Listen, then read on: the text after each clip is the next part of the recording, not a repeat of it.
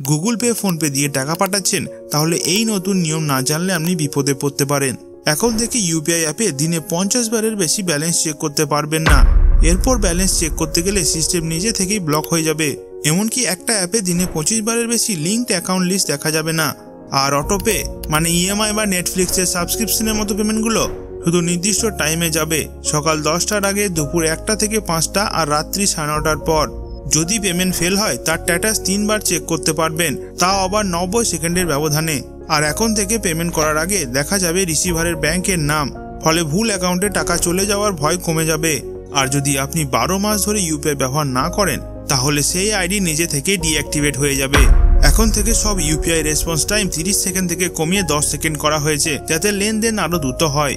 31শে August থেকে UPI দিয়ে টাকা পাঠানো যাবে ক্রেডিট লাইন ব্যবহার করেও। মানে ব্যাংক থেকে ফিক্সড ডিপোজিট বা গয়না গ্যারান্টি রেখে যেটুকু লোন পেয়েছেন তা দিয়ে দিনে 1 লক্ষ টাকা পর্যন্ত পেমেন্ট আর 10,000 পর্যন্ত ক্যাশ তোলা যাবে। আর কেউ যদি ওয়ালেট দিয়ে 2000-এর বেশি ট্রানজ্যাকশন করে, তাহলে দোকানদারকে দিতে হবে 1.1% পর্যন্ত চার্জ, যদিও কাস্টমারদের কোনো চার্জ লাগবে না। আপনার আশেপাশে যারা ইউপিআই ব্যবহার করে তাদেরকে এই ভিডিওটি শেয়ার করুন। এই ভিডিওটি ভালো লাগলে লাইক, শেয়ার এবং সাবস্ক্রাইব করতে ভুলবেন না।